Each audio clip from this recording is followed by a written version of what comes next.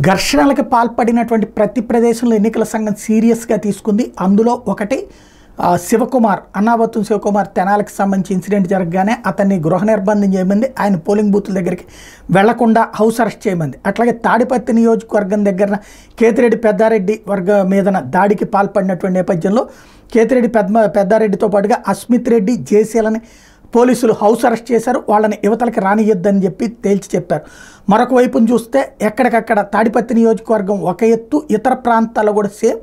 ఎక్కడెక్కడ సంఘర్షణలు జరిగితే మాచర్లలో అటు బ్రహ్మారెడ్డి కానీ ఇటు వాళ్ళకి సంబంధించినటువంటి వాళ్ళని కూడా ఆపేయమని చెప్పారు. తాడిపత్రిలో ఎస్పీ వాహనాన్ని కూడా దాడి చేసినటువంటి సంఘటన ఇది.